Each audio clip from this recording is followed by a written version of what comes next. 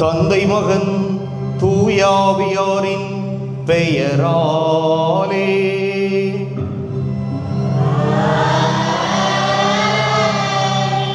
நம் ஆண்டவராகிய இயேசு கிறிஸ்துவின் அருளும் கடவுளின் அன்பும் தூய ஆவியாரின் நட்புறவும் உங்கள் அனைவரோடும் இருப்பதாக.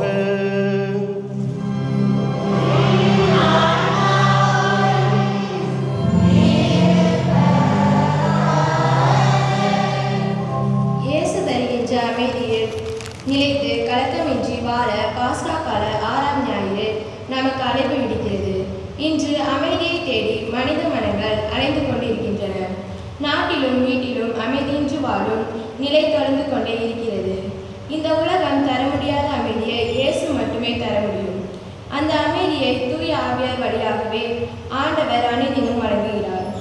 தூய ஆவியாரின் குரலுக்கு செவி கொடுத்து அமைதியை அனுபவிக்கின்றனர். தூய ஆவியாரின் குரலாகிய மாட்சிக்கு செவி கொடுத்து வாழும்போது நமது உள்ளத்தில் அமைதி நிலைக்கும். நமது உள்ளத்தில் எத்தனையோ ஏக்கங்களை, இன்னல்களை, துயரங்களை, நோய்களை சுமந்து இறைவனின் முன் நின்று வந்திருக்கிறோம். சுமையோடு வந்திருக்கும் நம்மை பார்த்து கலங்க வேண்டாம், மருள வேண்டாம், நான் உங்களோடு இருக்கின்றேன் என்று ஆண்டவர் கூறுகிறார். நம்முடைய வழியை ஆண்டவரிடம் ஒப்படைத்து விடுவோம். அவரை மட்டுமே நம்பியிருப்போம்.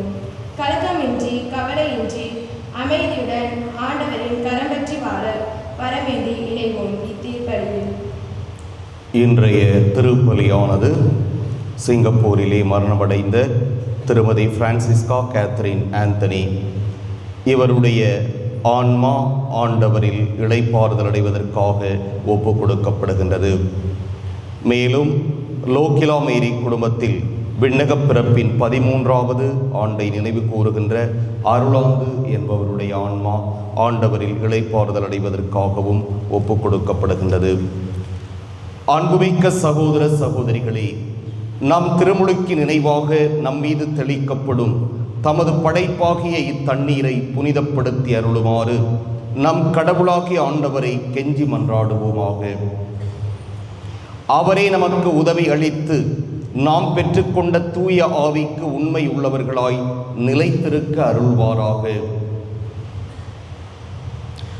என்றென்றும் உள்ள எல்லாம் வல்ல இறைவா, வாழ்வின் ஊற்றும் தூய்மையின் தொடக்கமுமான தண்ணீரின் வழியாக மக்கள் புனிதம் அடைந்து நிலை வாழ்வின் கொடையை பெற வேண்டும் என்று திருவுளமானீர். இத்தண்ணீரை புனிதப்படுத்தியருள உம்மை வேண்டுகிறோம். ஆண்டவரே, உமது நாளாகிய இன்று உமது அருட்காவலை பெற விரும்புகிறோம். வாழ்வளிக்கும் உமது அருளின் ஊற்றினை எம்மில் புதுப்பித்தருளும். இத்தண்ணீரினால் எங்கள் உள்ளத்தையும் உடலையும் தீமை அனைத்திலிருந்தும் காத்தருள்வீராக.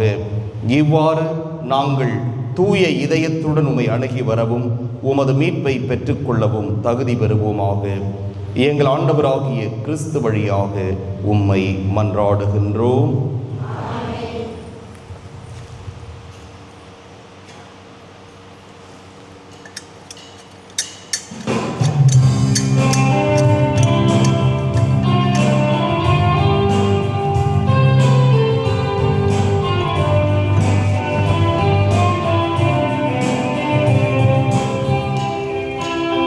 Oh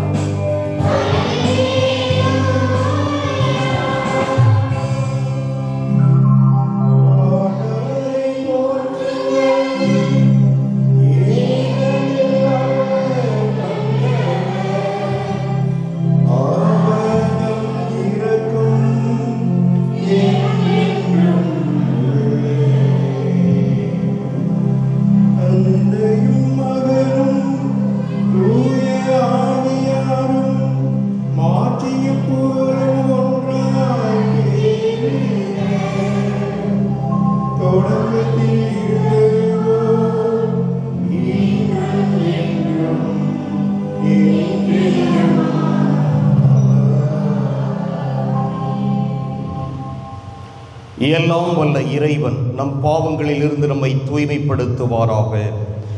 இந்த நற்கருணை கொண்டாட்டத்தின் வழியாக அவர் தம்முடைய ஆட்சியின் விருந்தில் பங்கு கொள்ள நம்மை தகுதி பெறச் செய்வாராக.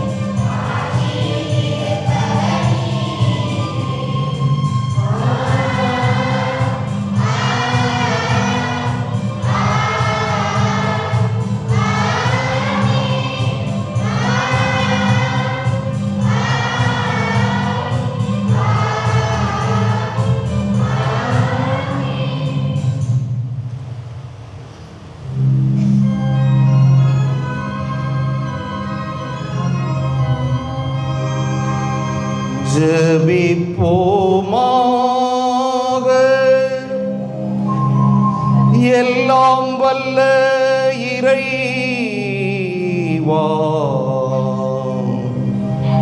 உயிர்த்தெழுந்த ஆண்டவரது மாட்சியின் பொருட்டு பேரின்பத்தின் இந்நாள்களை பொருள் உணர்ந்து ஈடுபாட்டுடன் கொண்டாட எங்களுக்கு அருள் புரியும்.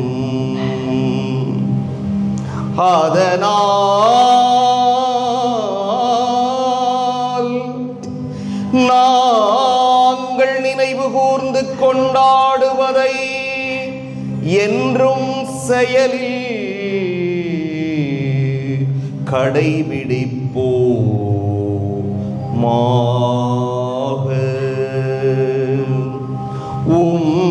உம்மோடு தூயாவியாரின் ஒன்றிப்பில் இறைவனாய் என்றென்றும் வாழ்ந்து ஆட்சி செய்கின்ற அவர் வழியாக உம்மை மன்றாடுகின்றோம்.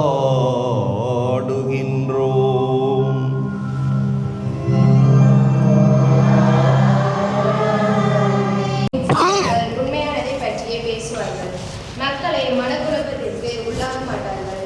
பெரும் சுமைகளை மக்கள் மேல் சுமத்த மாட்டார்கள். தூய ஆவியாரின் துணையோடு தொடக்க காலத்தில் எழுந்த பிரச்சனைகளை தீர்த்து வைத்தனர். இயேசுவின் சீடர்களாகிய நாமும் அமைதியை விதைப்பவர்களாக வாழ அழைக்கும் முதல் வாசகத்திற்கு செவிமடுவோம். முதல் வாசகம். இன்றியமையாததை தவிர வேறு எந்த சுமையையும் உங்கள் மேல் சுமத்தக்கூடாது என்று தீர்மானித்தோம். திருத்தூதர் பணிகள் நூலிலிருந்து வாசகம். அதிகாரம் 15 இறை வசனங்கள் 1 தொடங்கி 2 முடிய, மேலும் 22 தொடங்கி 29 முடிய. அந்நாட்களில் யூதேயாவில் இருந்து வந்த சிலர், நீங்கள் மோசேயின் முறைப்படி விருத்த சேதனம் செய்து கொள்ளாவிட்டால் மீட்படைய முடியாது என்று சகோதர சகோதரிகளுக்கு கற்பித்து வந்தனர். அவர்களுக்கும் பவுல், பர்னபா ஆகியோரிடையே பெரும் கருத்து வேறுபாடும் விவாதமும் உண்டாயின. எனவே பவுலும் பர்னபாவும் அவர்களும் சிலரும் எருசலேமுக்கு சென்று திருத்தூதர்களிடமும் மூப்பர்களிடமும் இந்த சிக்கலை குறித்து கலந்து பேசுமாறு நியமிக்கப்பட்டனர். பின்பு திருத்தூதர்களும் மூப்பர்களும் திருச்சபையார் அனைவரும் தம்முள் சிலரை தேர்ந்தெடுத்து அவர்களை பவுலோடும் பர்னபாவோடும் அந்தியோக்கியாவுக்கு அனுப்புவது என்று தீர்மானித்தனர். அவ்வாறே அவர்கள் சகோதரர்களிடையே முதன்மை இடம் பெற்றிருந்த பர்சபா என அழைக்கப்பட்ட யூதாவையும் சீலாவையும் தேர்ந்தெடுத்தார்கள். பின்பு அவர்கள் ஒரு கடிதத்தை எழுதி அவர்கள் கையில் கொடுத்து அனுப்பினார்கள். அக்கடிதத்தில் திருத்தூதரும் மூப்பரும் சகோதரரும் ஆகிய நாங்கள் அந்தியோக்கியா, சிரியா, சிலிசியா ஆகிய இடங்களில் உள்ள பிற இனத்த சகோதர சகோதரிகளுக்கு வாழ்த்து கூறுகின்றோம். எங்களுள் சிலர் அங்கு வந்து தங்களுடைய பேச்சால் உங்களது மனத்தை குழப்பி உங்களை கலக்கமுறை செய்தனர் என்று கேள்விப்பட்டோம். இவர்களுக்கு நாங்கள் எந்த கட்டளையும் கொடுக்கவில்லை. எனவே நாங்கள் ஒரு மனத்துடன் கூடி வந்து சிலரை தேர்ந்தெடுத்து எம் அன்புக்குரிய பர்னபா, பவுல் ஆகியோரோடு உங்களிடம் அனுப்புவது என்று தீர்மானித்தோம். இவர்கள் இருவரும் நம் ஆண்டவர் இயேசு கிறிஸ்துவுக்காக தங்கள் உயிரையும் கொடுக்க துணிந்தவர்கள். எனவே நாங்கள் யூதாவையும் சீலாவையும் உங்களிடம் அனுப்புகிறோம். அவர்கள் நாங்கள் எழுதுகிற இவற்றை தங்கள் வாய்மொழி மூலம் உங்களுக்கு அறிவிப்பார்கள். இன்றியமையாததை தவிர அதிகமான வேறு எந்த சுமையையும் உங்கள் மேல் சுமத்தக்கூடாது என்று தூய ஆவியாரும் நாங்களும் தீர்மானித்தோம். சிலைகளுக்கு படைக்கப்பட்டவை, இரத்தம், கழுத்து நெரிக்கப்பட்டு செத்தவை மற்றும் பறைத்தமை ஆகியவற்றை நீங்கள் தவிர்த்து உங்களை காத்துக்கொள்வது நல்லது. வாழ்த்துக்கள் என்று எழுதியிருந்தார்கள். இது ஆண்டவர் வழங்கும் அருள்வாக்கு.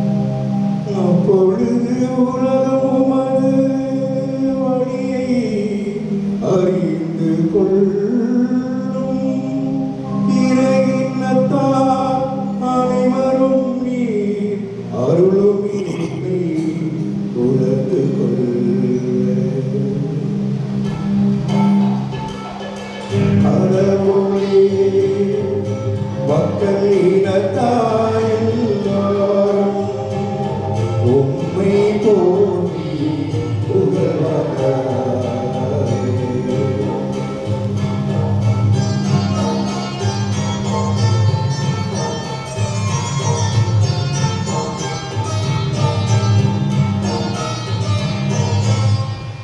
வேற்று நாட்டினர் அக்களித்து மகிழ்ச்சியுடன் ஆடிடுவாரே.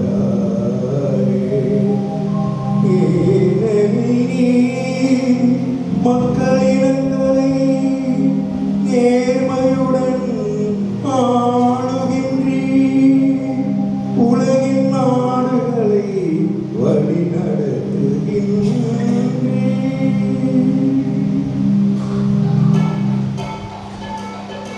கடவுளே, மக்களினத்தாரெல்லாம் உம்மை போற்றி புகழ்வாராய்.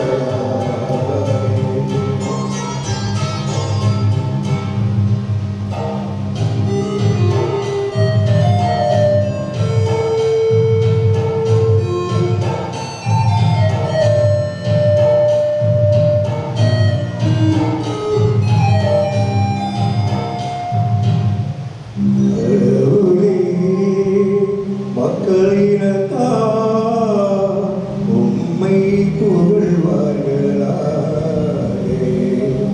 மக்கள் எல்லாரும் உம்மை போற்றுவார்களாக. கடவுள் நமக்கு ஆசி வழங்குவாராக. உலகின் அடையெல்லை வரை வாழ்வோர் அவருக்கு அஞ்சுவாராக. கடவுளே, மக்களினத்தாரெல்லாம் உம்மை போற்றி புகழ்வாராய். கடவுளே, மக்களினத்தாரெல்லாம் உம்மை போற்றி புகழ்வாராய். தூய ஆவியார் அனைத்தையும் செய்யவல்ல ஆற்றலை நமக்கு தருபவர், அனைத்தையும் புரிந்து கொள்ளக்கூடிய ஞானத்தை தருபவர், நல்லவைகளை நோக்கி நம்மை வழி நடத்துபவர். நம் வாழ்க்கைக்கு கிறிஸ்துவே ஒளியாகவும் வழியாகவும் உள்ளார். ஒளியின் மக்களாக வாழ அழைக்கும் 2ஆம் வாசகத்திற்கு செவிப்படுவோம். 2ஆம் வாசகம். திருத்தூதர் யோவான் எழுதிய திருவெளிப்பாட்டிலிருந்து வாசகம். அதிகாரம் 21, இறை வசனங்கள் 10 தொடங்கி 14, மேலும் 22 23 வரை. தூய ஆவி என்னை ஆட்கொள்ளவே அந்த வானதூதர் ஒரு பெரிய உயர்ந்த மலைக்கு என்னை கொண்டு சென்றார். திருநகரான எருசலேம் கடவுளிடமிருந்து விண்ணகத்தை விட்டு இறங்கி வருவதை எனக்கு காட்டினார். அதில் கடவுளின் மாட்சி விளங்கிற்று. விலையுயர்ந்த கல் போன்றும் படிகக்கல் போன்றும் அதன் ஒளி பளிங்கென துலங்கியது. அதை சுற்றி பெரிய உயர்ந்த மதிலும் அதில் 12 வாயில்களும் இருந்தன. வாயில்களுக்கு பொறுப்பாய் 12 வானதூதர்கள் நின்றார்கள். இஸ்ரேல் மக்களுடைய 12 குலங்களின் பெயர்களும் அவ்வாயில்களில் பொறிக்கப்பட்டிருந்தன. கிழக்கே 3, வடக்கே 3, தெற்கே 3, மேற்கே 3 அவை அமைந்திருந்தன. நகரின் மதில் 12 அடிக்கற்களை கொண்டிருந்தது. அவற்றில் ஆட்டுக்குட்டியின் 12 திருத்தூதர்களின் பெயர்களும் எழுதப்பட்டிருந்தன. நகருக்குள் கோவில் காணப்படவில்லை, ஏனெனில் எல்லாம் வல்ல கடவுளாகிய ஆண்டவரும் ஆட்டுக்குட்டியுமே அதன் கோவில். அந்நகருக்கு ஒளி கொடுக்க கதிரவனோ நிலாவோ தேவைப்படவில்லை. கடவுளின் மாட்சியே அதன் ஒளி, ஆட்டுக்குட்டியே அதன் விளக்கு. இது ஆண்டவர் வழங்கும் அருள்வாக்கு.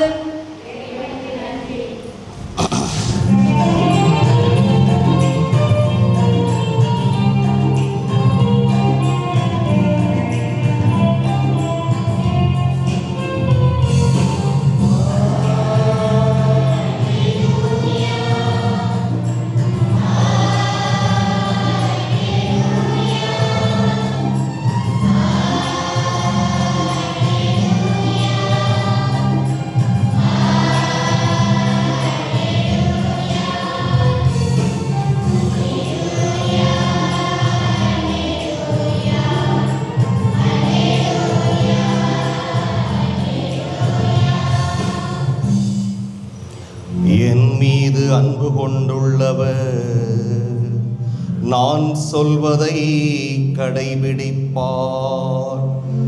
என் தந்தையும் அவர் மீது அன்பு கொள்வார். நாங்கள் அவரிடம் வந்து அவருடன் குடிகொள்வோம் என்கிறார் ஆண்டவர். அல்லேலூயா.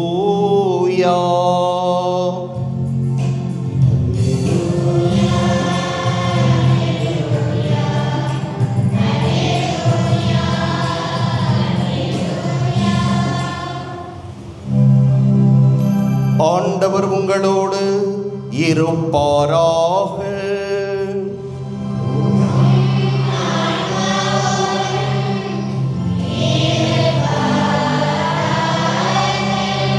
யோவான் எழுதிய தூய நற்செய்தியிலிருந்து வாசகம்.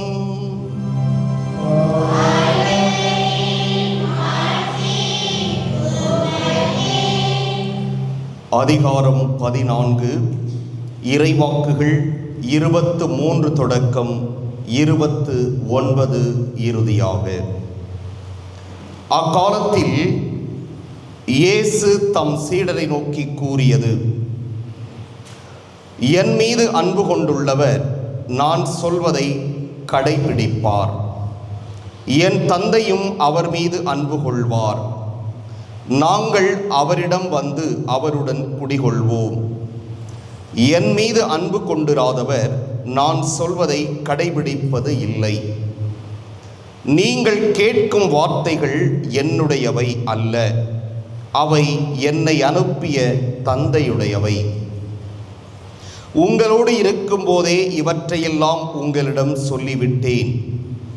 என் பெயரால் தந்தை அனுப்பப் போகிற தூய ஆவியாராம் துணையாளர் உங்களுக்கு அனைத்தையும் கற்றுத்தருவார்.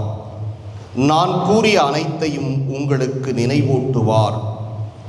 அமைதியை உங்களுக்கு விட்டுச் செல்கிறேன், என் அமைதியையே உங்களுக்கு அளிக்கிறேன்.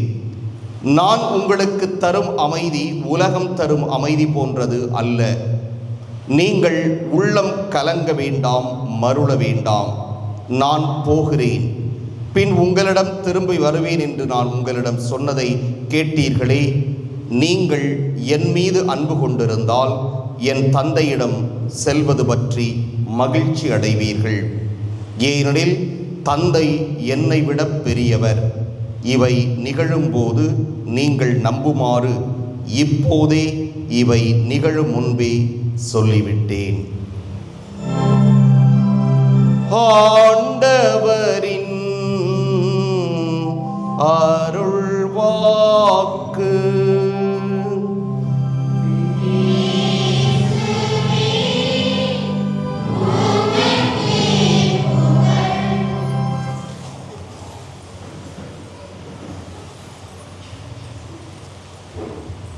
நம்முடைய தற்போதைய திருத்தந்தை அவர்களுடைய பேரை கொஞ்சம் ஞாபகம் வச்சுக்கோமா? அவருடைய பேர் என்ன? லியோ.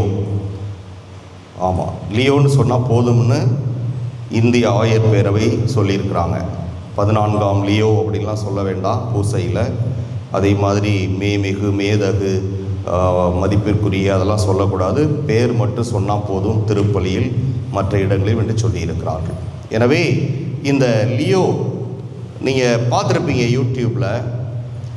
அண்மையிலே அவர் முறைப்படி அவருக்கு பதவியேற்பு விழா, அதாவது திருப்பலி, அவருடைய தலைமையிலே திருப்பலி நடைபெற்றது.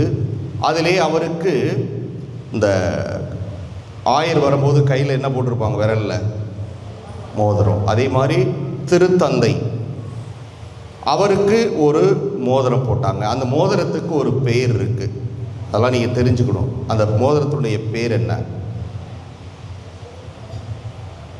ஃபிஷர்மேன்ஸ் ரிங், மீனவரின் மோதிரம் அப்படின்னு சொல்லுவாங்க. என்ன மோதிரம்? மீனவரின் மோதிரம்.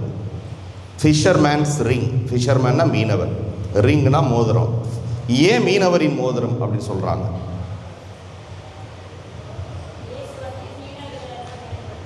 அப்படி இல்லை, இதுக்கு சரியான அர்த்தம் சொல்லுங்கள். மீனவரின் மோதிரம் ஏன் சொல்லப்படுகிறது? அந்த மோதிரத்தில் இப்போ ஆயர்கள், மற்ற திருத்தந்தையை தவிர மற்ற கர்தினால்மார்கள், ஆயர்கள், பேராயர்கள் இவங்கெல்லாம் போட்டிருக்கிற மோதிரத்தில் நடுவில் யாருடைய உருவமும் இருக்காது, கிராஸ் இருக்கும், பொதுவாக இருக்கும் அந்த மாதிரி. ஆனால் இவருடைய திருத்தந்தைக்கு அணிவிக்கப்படுகிற அந்த ஃபிஷர்மேன்ஸ் ரிங்கில் ஒரு உருவம் பொறிக்கப்பட்டிருக்கும். அது என்ன உருவம்? என்ன உருவம்? சும்மா தவறாக இருந்தாலும் பரவாயில்ல, முயற்சி பண்ணுங்க. நீங்கள் எல்லாரும் என்ன சொல்லுவீங்கன்னு எனக்கு தெரியும், இயேசுவின் உருவம் அப்படின்னு. ஆனால் இயேசுவினுடைய உருவம் அல்ல. முதல் திருத்தந்தை யாரு? பேதுரு. முதல் திருத்தந்தை யாரு? பேதுரு. அவர் ஒரு மீனவர், அப்படித்தானே? முதல் திருத்தந்தை பேதுரு, அவர் ஒரு மீனவர். எனவே அந்த மோதிரத்திலே மீனவர் பேதுருவினுடைய உருவம் பொறிக்கப்பட்டிருக்கும். ஏனென்றால் அவருடைய வழி தோன்றல் இவர். இவரும் ஒரு திருத்தந்தை, அவரும் ஒரு திருத்தந்தை. அவர் முதல் திருத்தந்தை, இவர் எத்தனாவது திருத்தந்தை?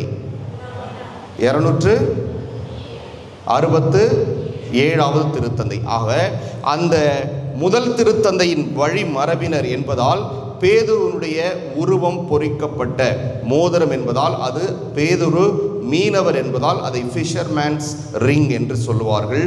அது மீனவர் மோதிரம். அங்கே திருத்தூதர் பேதுருவினுடைய முகம் அதிலே பொறிக்கப்பட்டிருக்கும்.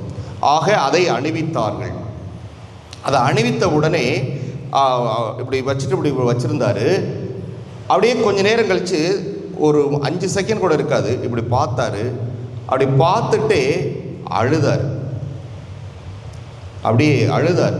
அவருடைய கண்கள், முகம் அப்படியே ஒரு மாதிரி கேமரா ஃபோக்கஸ் பண்ணி அவருடைய அந்த கண்களையும் முகத்தை மட்டும் காட்டுவார்கள். அவர் அழுவது நன்றாக தெரியும். ஏன் அழுதார்? அதனுடைய அர்த்தத்தை அதன் பிறகு அவர் மக்களை சந்திக்கும் போது சொன்னார். ரொம்ப அருமையான வார்த்தை. என்னுடைய திறமையினாலோ என்னுடைய தகுதியினாலோ என்னை தந்தையாம் இறைவன் இந்த திருத்தந்தை நிலைக்கு உயர்த்தவில்லை. அவர் என் மீது அன்பு கொண்டிருந்ததால், அவர் என்னை ஆசீர்வதித்திருந்ததால், இந்த திரு அவையை வழிநடத்தக்கூடிய ஒரு அந்த பொறுப்பை, திருத்தந்தை எனும் பொறுப்பை அவர் எனக்கு வழங்கினார். எனவே நான் திருத்தந்தையாக தேர்ந்தெடுக்கப்பட்டிருப்பது என்னுடைய திறமையாலோ தகுதியாலோ அல்ல, அது இறைவனின் அருளால் என்று அவர் சொன்னார். அப்படிப்பட்ட ஒரு பெரிய பாக்கியம், அருள் நமக்கு கிடைத்திருக்கிறதே என்று அவர் நினைத்த போதுதான் அங்கே அவர் அழுகிறார். இது எதை காட்டுகிறது என்றால், நாம் பார்க்கிறோம் உலகில் எத்தனையோ தலைவர்கள் தேர்ந்தெடுக்கப்படுகிறார்கள். அந்த ஒவ்வொரு தேர்தலிலும் அவ்வளவு அரசியல் நடக்கிறது, அவ்வளவு அரசியல், சண்டை, கொலை, இப்படி எத்தனையோ விடயங்கள் நடந்துதான் ஒரு தேர்தலிலே ஒரு தலைவர் தேர்ந்தெடுக்கப்படுகிறார். ஆனால் இந்த உலகிலே திருத்தந்தை ஒருவர் மட்டுமே தூய ஆவியாரால் தேர்ந்தெடுக்கப்படுகிறார் என்பதற்கு அது ஒரு சாட்சி. இதே போன்று அவர் முதலாக மக்களிடம் தோன்றிய போதும் இப்பொழுது இருக்கிற திருத்தந்தை கண் கலங்கினார், அழுதார். அதையும் காட்டினார்கள். இது எல்லாம் எதை காட்டுகிறது என்றால், இந்த பொறுப்பிற்கு அவர் வருவதற்கு மறைமுகமாக திரைமறைவிலே எந்த ஒரு திருட்டு வேலையும் அவர் செய்யவில்லை. யாருடைய ரெக்கமெண்டேஷனுக்கும் அவர் போகவில்லை. ஒரு 100-120 பேர்கிட்ட மறைமுகமாக பேசி உனக்கு இவ்வளவு பணம் தாரேன், அவ்வளவு பணம் தாரேன், நீங்கள் என்னை தேர்ந்தெடுங்கள் என்றெல்லாம் அவர் சொல்லவில்லை என்பதை காட்டுகிறது அது. எனவே என்னையா, ஒரு சாதாரண எளிய மனிதனாகிய என்னையா, பெரு நாட்டிலே ஏழை மக்களுக்காக பணிபுரிந்து கொண்டிருக்கின்ற என்னையா இந்த இறைவன் தேர்ந்தெடுத்திருக்கிறார், அந்த தூய ஆவியானவர் என்னை ஆசீர்வதித்து என்னை தலைவராக்கி இருக்கிறாரே என்று அவர் எதிர்பார்க்காத ஒரு பெரிய பொறுப்பு அவரிடம் வந்ததால் தான் அவரிடம் இப்படிப்பட்ட ஒரு அழுகை, ஆனந்த கண்ணீர் என்று கூட நாம் சொல்லலாம்.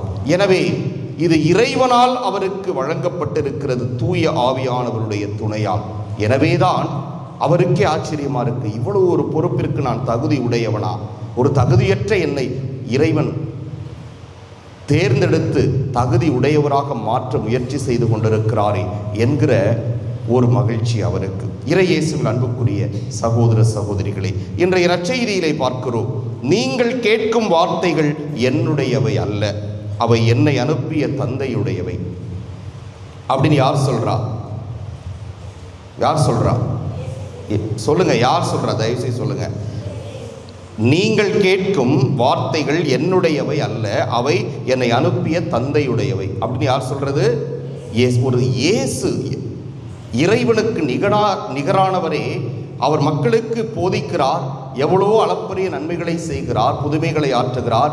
இது எல்லாத்துக்கும் நான் பொறுப்பு இல்லை, இது என்னுடைய வார்த்தைகள் இல்லை, இது என்னிடமிருந்து புறப்பட்டவை அல்ல, தந்தையிடமிருந்து புறப்பட்டவை. எனவே எல்லா புகழும் இறைவன் ஒருவனுக்கே என்பதை நம் ஆண்டவர் இயேசு கிறிஸ்து இங்கு சொல்வதை பார்க்கிறோம்.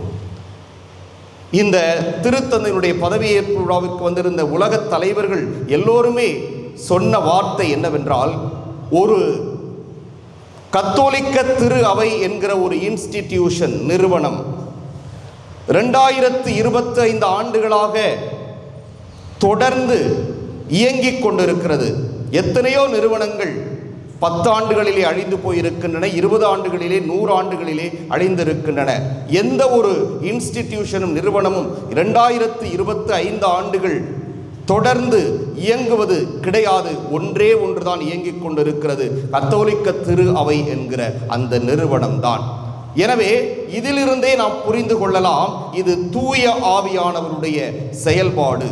தந்தையாம் இறைவன் தன்னுடைய பணியாளர்கள் வழியாக, தூய ஆவியானவர் வழியாக செயலாற்றி இந்த திரு அவையை வழிநடத்தி கொண்டிருக்கிறார் என்பதற்கு இதைவிட உதாரணம் சொல்ல முடியாது என்று உலகத் தலைவர்கள் புகழ்ந்து பேசியதை நான் வீடியோக்களிலே நான் பார்த்தேன். ஆம், அன்புக்குரிய சகோதர சகோதரிகளே, இன்றைய முதல் வாசகத்திலே பார்க்கிறோம், பவுலும் பர்னபாவும் ஒரு பிரச்சனையை சந்திக்கிறார்கள். என்ன பிரச்சனை அது? ஒரு சில பேர் மோயிசனை தலைவராக கொண்டு விருத்த சேதனம் செய்தால்தான் நீங்கள் கிறிஸ்தவராக வாழ முடியும் என்கிற ஒரு பிரச்சனையை கொண்டு வருகிறார்கள். இதற்கு பவுலும் பர்னபாவும் எதிர்ப்பு தெரிவிக்கிறார்கள், அவர்களை கண்டிக்கிறார்கள். எனவே வாக்குவாதம் எழுகிறது, வீண் பிரச்சனை எழுகிறது, அவர்களுக்குள்ளே கூச்சல், குழப்பம், சண்டை ஏற்படுகிறது. எனவே இதை எப்படியாவது தீர்த்து வைக்க வேண்டும் என்று அவர்கள் எருசலேம் அங்கே செல்லுகிறார்கள். அங்கே திருத்தூதர்களையும் மூப்பர்களையும் அங்கிருக்கின்ற பெரியவர்களையும் சந்தித்து, இப்படி ஒரு பிரச்சனையை நாங்கள் சந்தித்து கொண்டிருக்கிறோம், எனவே இதை எப்படியாவது தீர்த்து வையும் என்று சொன்னபோது இதற்கு இருவரை தேர்ந்தெடுத்து இந்த பவுலோடும் பர்னபாவோடும் அனுப்பி ஒரு கடிதத்தையும் கொடுத்து அனுப்புகிறார்கள். அந்த கடிதத்தில் என்ன சொல்லப்பட்டிருக்கிறது? பவுலும் பர்னபாவும் அவரோடு வருகின்ற இந்த இருவரும் என்ன சொல்கிறார்களோ அதை மட்டும் நீங்கள் செய்யுங்கள். யாரோ தவறான கருத்துக்களை உங்களிடம் திணித்து அவர்கள் தவறான பாதையிலே வழிநடத்த முயற்சி செய்வதாக நாங்கள் கேள்விப்பட்டோம். எனவே நீங்கள் அவர்களை பின்பற்ற வேண்டாம், தவறான எதையும் வலிந்து புகுத்த வேண்டாம். எனவே இந்த நால்வரும் என்ன சொல்கிறார்களோ அவற்றை மட்டும் நீங்கள் செய்யுங்கள். ஆம், இதுதான் தூய ஆவியானவருடைய செயல்பாடு. எனவேதான் இந்த திரு அவை 2025 ஆண்டுகளாக செயலாற்றி கொண்டிருக்கிறது. இப்படி குழப்பங்கள், பிளவுகள் ஏற்படுகின்ற பொழுது இறைவன் இயேசு கிறிஸ்துவனுடைய வார்த்தையை மையமாக வைத்து அவருடைய பணியாளர்கள் வாயிலாக நம்முடைய தூய ஆவியானவர் செயல்பட்டு எது சரி எது தவறு என்பதை சுட்டிக்காட்டி எது சரியோ அதை பின்பற்ற தாய் திரு அவை நமக்கு அழைப்பு விடுக்கிறது. எனவே இரண்டாவது வாசகம் என்ன சொல்லுகிறது? விண்ணக எருசலேம் என்றால் என்ன? விண்ணக எருசலேம் என்பது திரு அவையாகிய நாம் தான். எனவே விண்ணக எருசலேம் என்பது இந்த உலகமெங்கும் பரவி இருக்கிறது. எங்கெல்லாம் தாய் திரு அவை இயங்கிக் கொண்டிருக்கிறதோ, எங்கெல்லாம் இயேசுவினுடைய பிள்ளைகள் இருக்கிறார்களோ, இறை மக்கள் இருக்கிறார்களோ, அங்கெல்லாம் விண்ணக எருசலேமை நீங்கள் அனுபவிக்கலாம் என்று நமக்கு சொல்லுகிறது. எனவே அன்புக்குரிய சகோதர சகோதரிகளே, இன்றைய நற்செய்தியிலே நம் ஆண்டவர் என்ன சொல்லுகிறார்? என்னுடைய வார்த்தையை நீங்கள் கடைபிடியுங்கள் என்று சொல்லுகிறார்.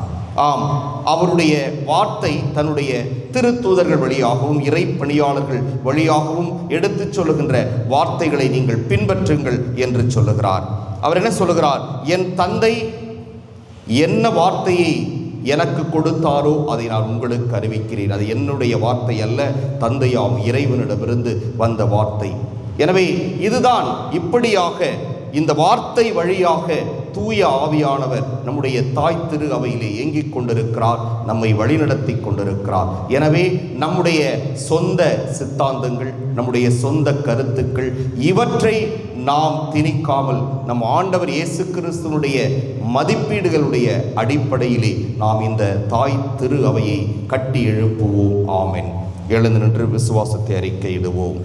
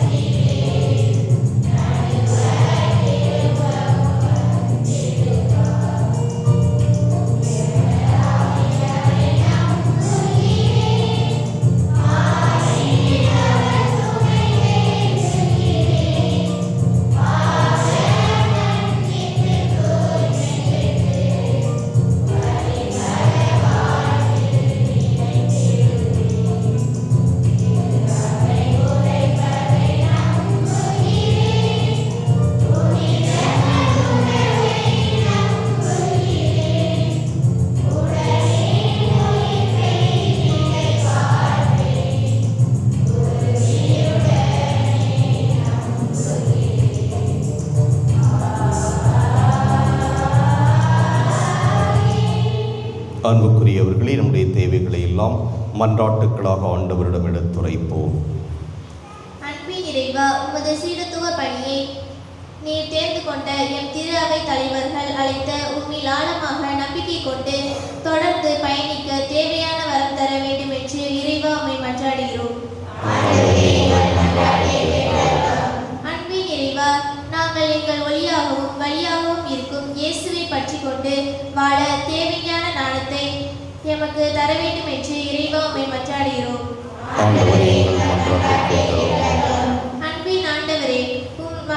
கொண்டுள்ள அன்பினாலும் நம்பிக்கையினாலும் இங்கு கூடி வந்துள்ள அனைவரும் அழிந்து போகின்ற செல்வங்களை நோக்கி ஓடாமல் இயேசுவின் அன்பை ஒவ்வொரு நாளும் அனுபவித்து வாழ வரமருள வேண்டும் என்று இறைவா உம்மை மன்றாடுகிறோம். எங்களை ஒவ்வொரு நாளும் திடப்படுத்தும் ஆண்டவரே, நாங்கள் உள்ளம் கலங்காமலும் மருளாமலும் மூவொரு இறைவனில் நம்பிக்கை கொண்டு வாழவும் தூய ஆவியின் ஆலயமாகிய எமது உள்ளத்தில் அமைதியை நிரப்பிடவும் வேண்டுமென்று இறைவா உம்மை மன்றாடுகிறோம். ஆண்டவரே, எங்கள் மன்றாட்டை கேட்கிறோம். நம்முடைய தனிப்பட்ட தேவைகளை அமைதியாக ஆண்டவரிடம் எடுத்துரைப்போம்.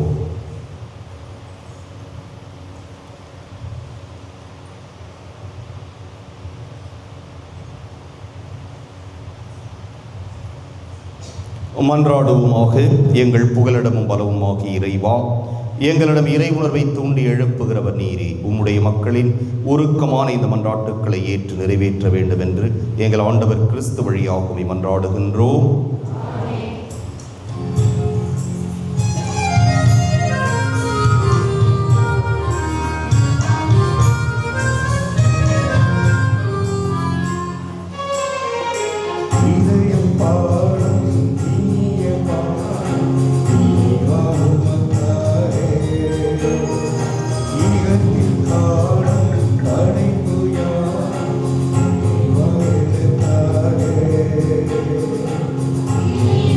ஆண்டவரை அனைத்துலக நிறைவானை வாழ்த்து பிரிவினாக்கு வல்லமையில் நாம் தப்பத்தை பெற்றுள்ளோம். நிலத்தினுடைய மனித உழைப்பின் பயணமான தப்பத்தையும் ஒப்புக் கொடுக்கின்றோம். இது எங்களுக்கு வாழ்வழிக்கும் அப்பமாக மாறும். இறைவன் என்று வாழ்த்து பெறுவாராக.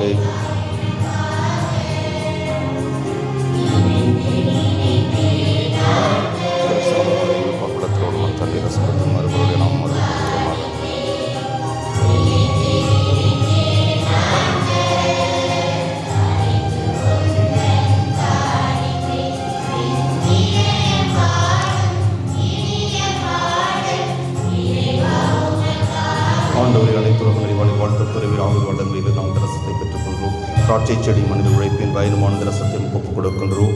இது எங்கள் ஆன்மீக பானமாக மாறும். இறைவன் வாழ்த்து பெறுவாராக.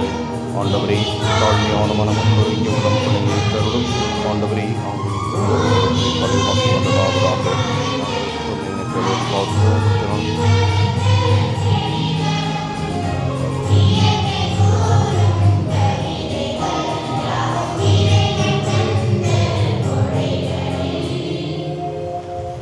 சகோதர சகோதரிகளே, என்னுடையதும் உங்களுடையதுமான இப்பலி எல்லாம் வல்ல தந்தையாக இறைவனுக்கு ஏற்றதாகும்படி மன்றாடுங்கள்.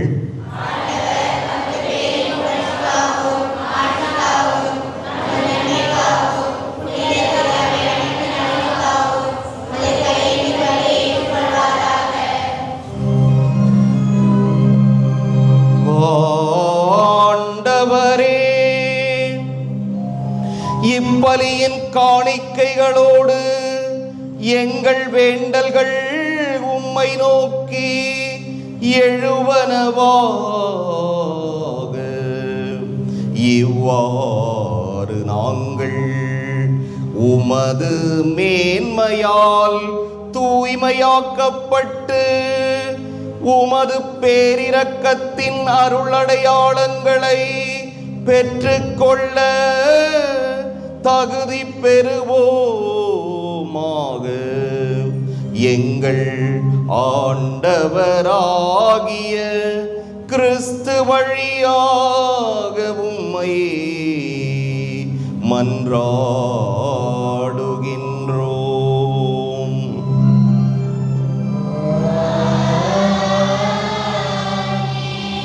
ஆண்டவர் உங்களோடு இருப்பாராக.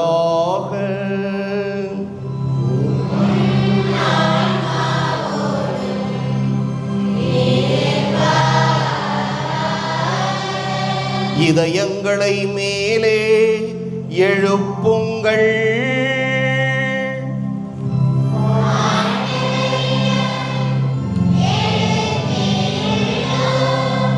நம் இறைவனாகிய ஆண்டவருக்கு நன்றி கூறுவோம்.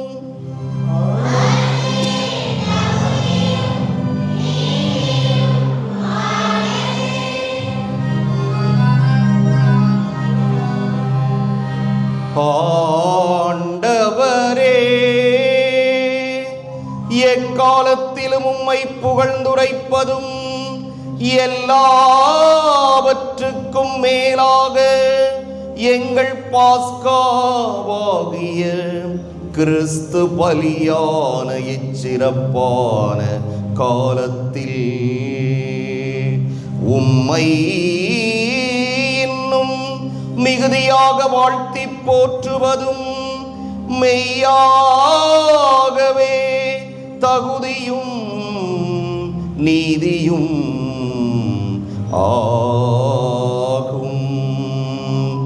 எங்கள் கடமையும் மீட்புக்கு உரிய செயலுமாகும். கிறிஸ்து எங்களுக்காக இன்னும் தொடர்ந்து தம்மை கையளித்து உமது திருமுன் இடையராது பரிந்து பேசி எங்களை பாதுகாத்து வருகின்றார். பலியான அவர் இனிமேல் சாக மாட்டார். கொலை செய்யப்பட்ட அவர் என்றும் வாழ்கின்றார். ஆகவே பாஸ்கா மகிழ்ச்சி பொங்க அனைத்துலகின் மாந்தர் அனைவரும் அக்களிக்கின்றனர். அவ்வாறே ஆற்றல் மிக்கோரும் அதிகாரம் கொண்ட தூதர்களும் உமது மாட்சியை புகழ்ந்து முடிவின்றி பாடுவதாவது.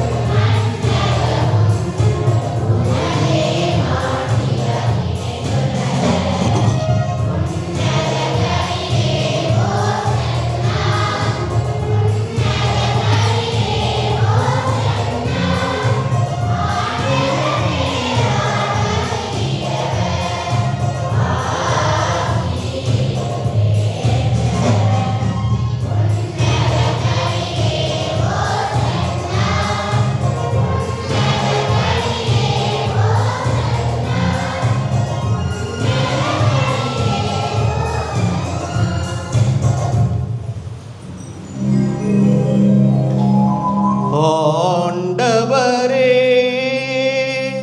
நீர் மெய்யாகவே தூயவர், தூய்மை அனைத்துக்கும் ஊற்று. ஆகவே உம்முடைய ஆவியை பொழிந்து இக்காணிக்கைகளை தூய்மைப்படுத்த உம்மை வேண்டுகிறோம். இவ்வாறு எங்கள் ஆண்டவர்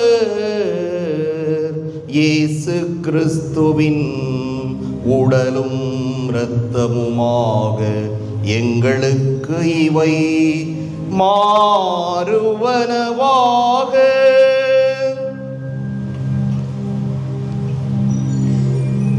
அவர் பாடுபட உளம் கனிந்து தம்மை கையளித்த போது அப்பத்தை எடுத்து நன்றி செலுத்தி அதை பிட்டு தம் சீடர்களுக்கு அளித்து கூறியதாவது: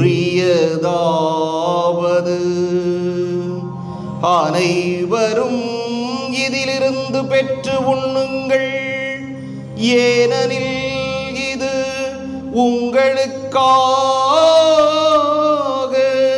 கையளிக்கப்படும்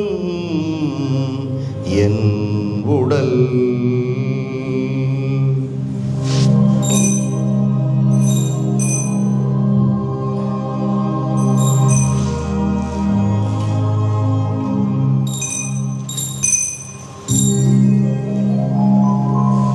அவ்வண்ணமே இரவு விருந்தை அருந்தியபின் கிண்ணத்தையும் எடுத்து மீண்டும் உமக்கு நன்றி கூறி தம் சீடர்களுக்கு அளித்து அவர் கூறியதாவது: அனைவரும் இதிலிருந்து பெற்று பருகுங்கள், ஏனெனில் இது புதிய நிலையான உடன்படிக்கைக்கு உரிய என் இரத்தத்தின் கிண்ணம். இது பாவ மன்னிப்புக்கென்று உங்களுக்காகவும் பலருக்காகவும் சிந்தப்படும். இதை என் நினைவாக செய்யுங்கள்.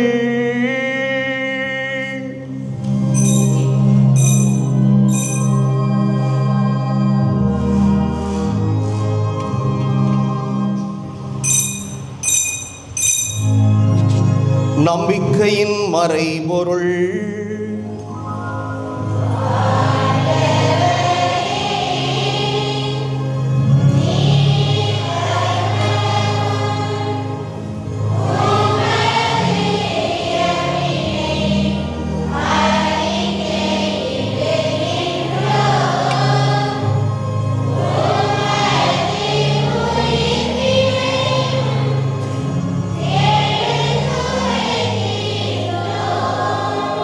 ஆகவே ஆண்டவரே, நாங்கள் கிறிஸ்துவின் இறப்பினையும் உயிர்ப்பினையும் நினைவு கூர்ந்து வாழ்வு தரும் அப்பத்தையும் மீட்பளிக்கும் கிண்ணத்தையும் ஒப்புக் கொடுக்கின்றோம். உம் திருமுன் நின்று உமக்கு ஊழியம் புரிய தகுந்தவர்கள் என எங்களை ஏற்றுக்கொண்டீர். எனவே உமக்கு நன்றி செலுத்துகிறோம். மேலும் கிறிஸ்துவின் உடலிலும் இரத்தத்திலும் பங்கு கொள்ளும் எங்களை தூய ஆவியார் ஒன்று சேர்க்க வேண்டும் என உம்மை தாழ்மையுடன் மன்றாடுகின்றோம். ஆண்டவரே, உலகெங்கும் பரவியிருக்கும் ஒரு திரு அவையை நினைவு கூர்ந்தருளும். எங்கள் திருத்தந்தை லியோ, எங்கள் ஆயர் சகாயராஜ், எல்லா திருநிலையினராகிய அனைவரோடும் உமது திரு அவை அன்பில் நிறைவு பெறச் செய்தருளும். மேலும் உயிர்த்தெழும் எதிர்நோக்குடன் துயில் கொள்ளும் எங்கள் சகோதரர் சகோதரிகளையும் இறந்தோர் அனைவரையும் இரக்கத்துடன் நினைவு கூர்ந்து உமது திருமுக ஒளியினுள் ஏற்றருளும். எங்கள் அனைவர் மீதும் இரக்கமாயிரும். கடவுளின் கன்னித்தாயான புனித மரியா, அவருடைய கணவரான புனித யோசேப்பு, புனித திருத்தூதர்கள், இவ்வுலகிலும் அக்குகந்தவராய் இருந்தோராகிய புனிதர் அனைவருடனும் நாங்கள் நிலை வாழ்வில் பங்கு கொள்ளும் தகுதி பெற்று உம் திருமகன் இயேசு கிறிஸ்து வழியாக உம்மை புகழ்ந்தேத்தும் வரமருள உம்மை மன்றாடுகிறோம்.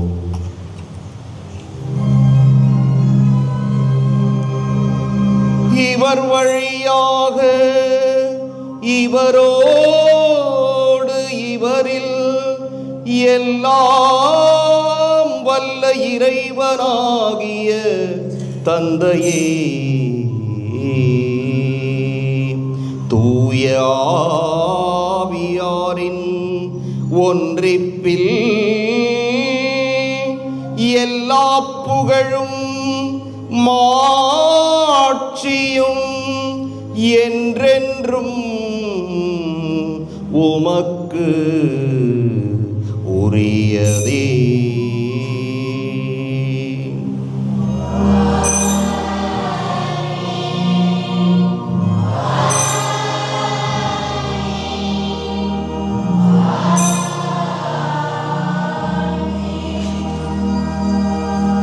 மீட்பரின் கட்டளையால் கற்பிக்கப்பட்டு இறைபடிப்பினையால் பயிற்சி பெற்ற நாம் துணிந்து பாடுவோம்.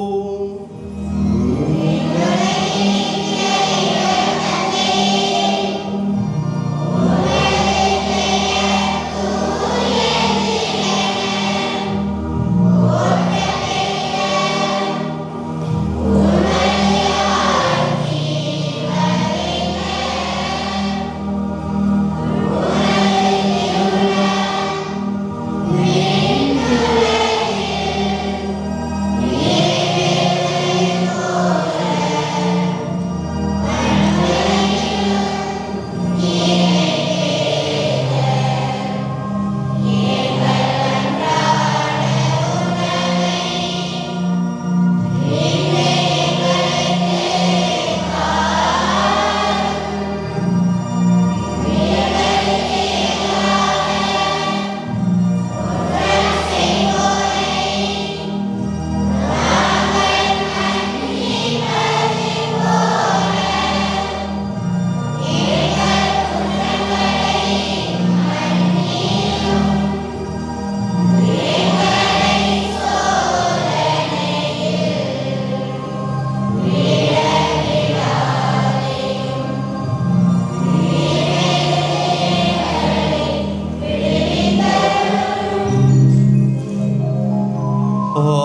ஆண்டவரே, தீமை அனைத்திலிருந்தும் எங்களை விடுவித்து எங்கள் வாழ்நாளில் அமைதியை கனிவுடன் அருளவும்மை மன்றாடுகிறோம். உமது இரக்கத்தின் உதவியால் நாங்கள் பாவத்திலிருந்து எப்போதும் விடுதலை பெற்று யாதொரு கலக்கமுமின்றி நலமாய் இருப்போமாக. நாங்கள் எதிர்நோக்கியிருக்கும் பேரின்பத்துக்காகவும் எம் மீட்பராகிய இயேசு கிறிஸ்துவின் வருகைக்காகவும் காத்திருக்கின்றோம்.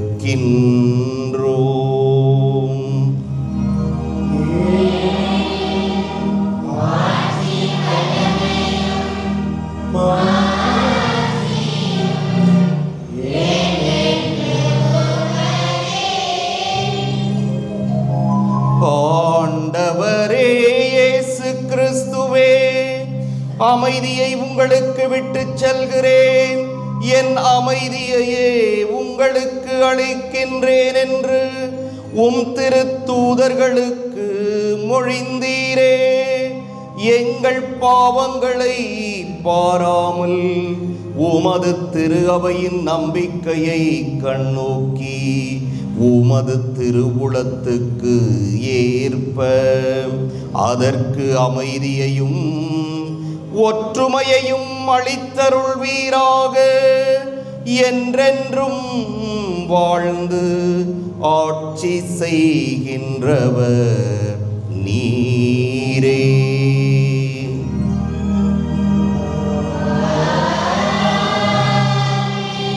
ஆண்டவருடைய அமைதி உங்களோடு என்றும் இருப்பதாக.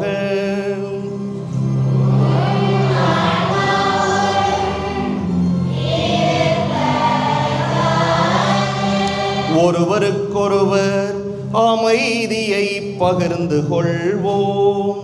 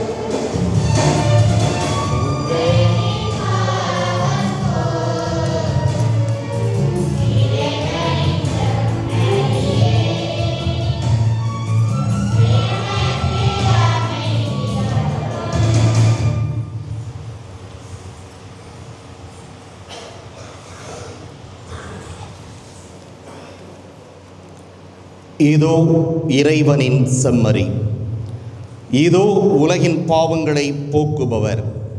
செம்மறியின் விருந்துக்கு அழைப்பு பெற்றோர் பேறு பெற்றோர்.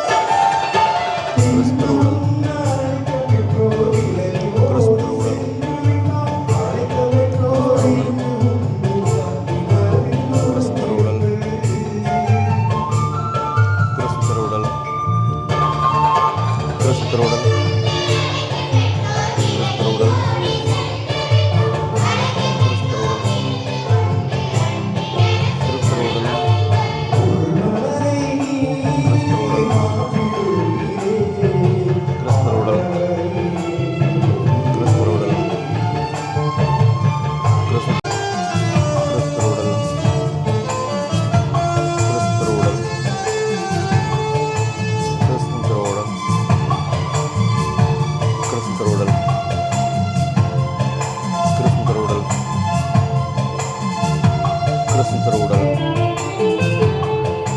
கிறிஸ்துவுடல்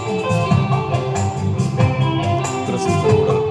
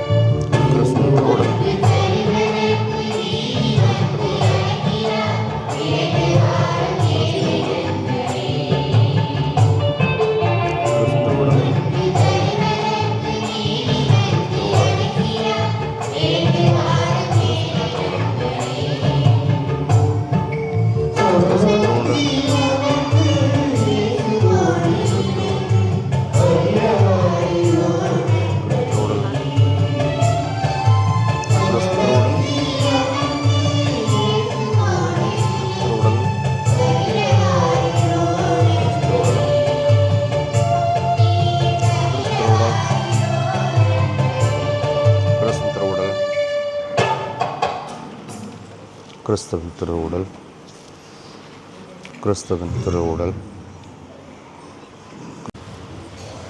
நீங்கள் என் மீது அன்பு கொண்டிருந்தால் என் கட்டளைகளை கடைபிடிப்பீர்கள் என்கிறார் ஆண்டவர்.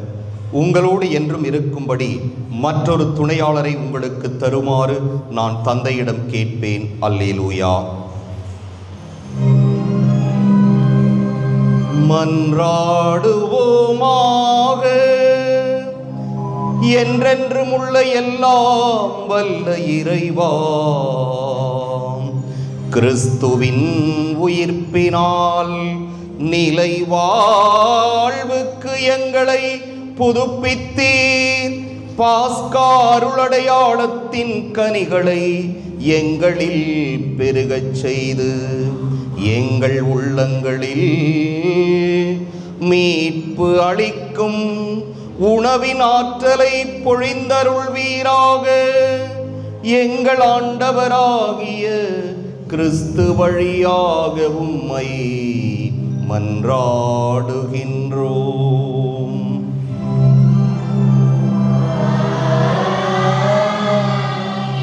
ஆண்டவர் உங்களோடு இருப்பாராக.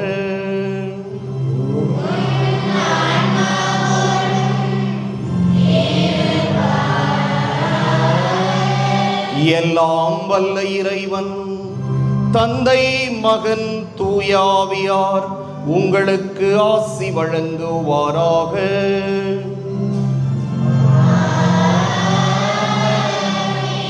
சென்று வருவோம். திருப்பலி நிறைவேறிற்று.